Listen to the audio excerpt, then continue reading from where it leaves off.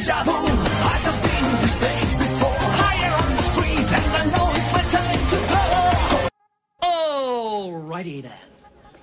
Hello everyone, my name is Aiden and welcome to this video. So we are on the game that I just happened to stopped playing a couple of days ago, but there has been the hero rework update, which has drawn my attention in ever so dearly, especially after playing with it myself and playing for many hours actually. As you can see, my power level is level 130. So yeah, if you didn't know, there was a massive increase in rewards. I'm getting around 400,000 to 500,000 XP, and that's not even Cat 4 missions.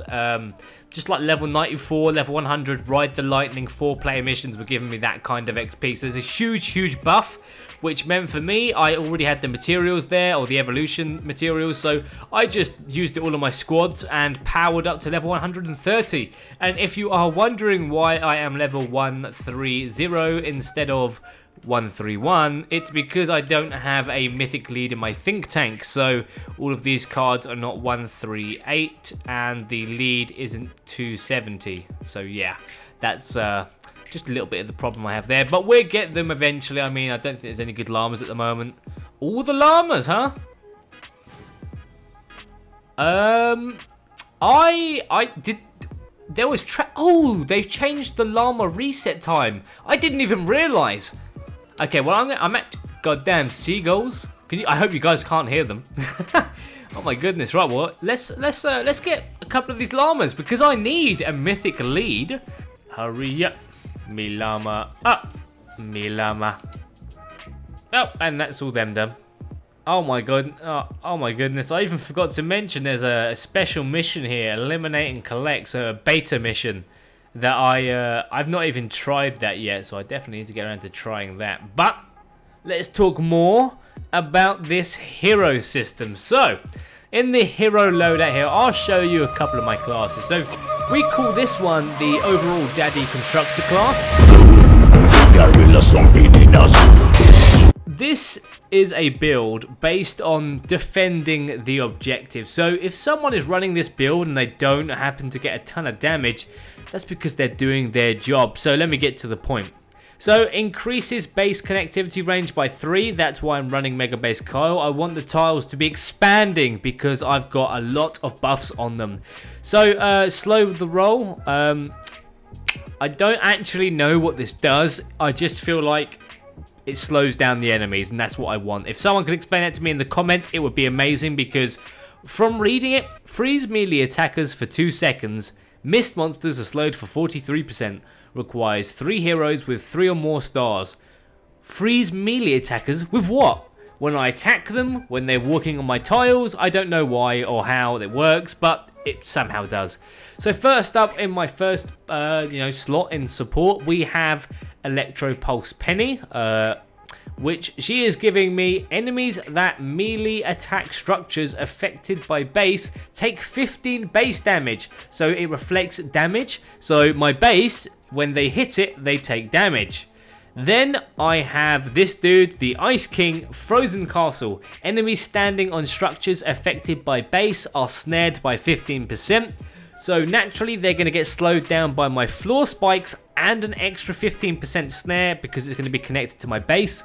Then we have Thora for electrified floors. Enemies standing on structures affected by base takes 12.7% base energy damage every 5 seconds.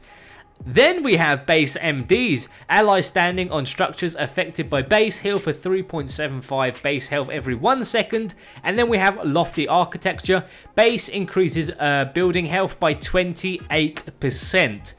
So you can see that that is a lot of buffs for my, my goddamn thing that I use. My base ability. The name is literally, I said it about 15 times and I forgot what it was called. Yeah, so this is basically a base build, and it's very strong, and to be honest, someone running this class is like the perfect constructor build.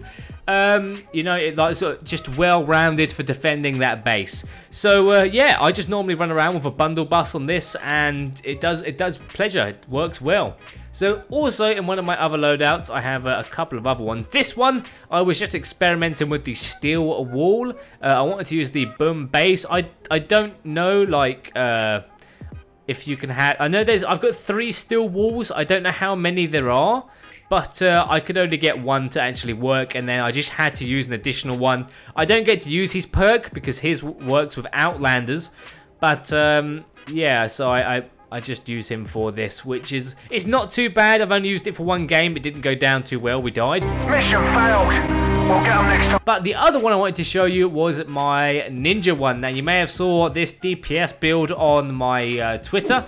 This is actually quite a strong build. I would recommend it if you enjoyed DPS. You could change this one up here because I genuinely thought that this was decreases the Warcry's recharge, not the energy cost, but the recharge time by 38%. And I sort of worked off that, and it didn't work out in the end. It works out all right, but this one here, my ninja setup. So this is a very fun class that I like to use. So it's based off the dragon slash ability. So we got Dragon Scorch in here for Wings of the Dragon. Increases my dragon slash range to 3 tiles, width to 2, and my damage by 25%.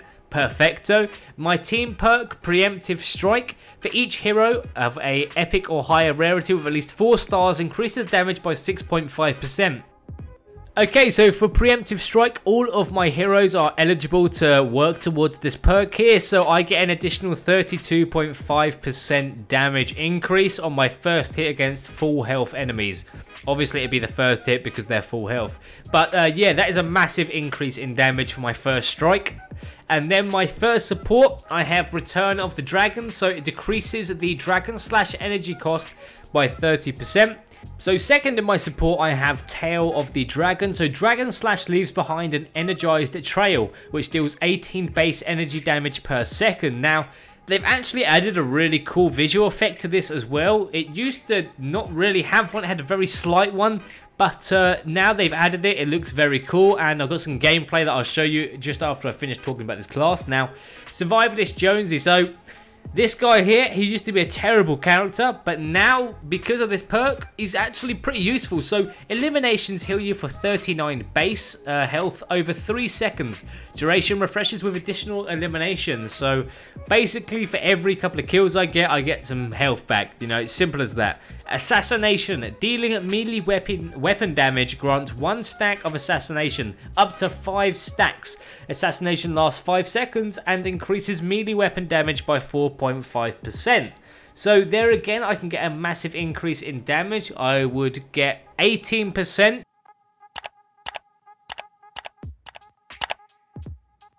increase from that, which is again a nice percentage overall, just to buff my damage. And then here I have Legendary Blade, so during Shadow Stance increases my sword damage by 25%. So there we go, again, great. So as you can see, I've got a lot of sword perks. So down here I've got Assassination and Legendary Blade. And then I have Tail of the Dragon, Return of the Dragon to buff my overall Dragon Slash, which is very strong anyway, and already has a cool, like a cheap cooldown. So you could possibly, change this to Survivalist. I haven't looked over it too much or worried about it too much. I quite like Survivalist, but this is a fun class to use, and I'm going to get into some gameplay and show you it, because I would like to show off the Tail of the Dragon. It's a very cool and effective perk, and I think you'll like it.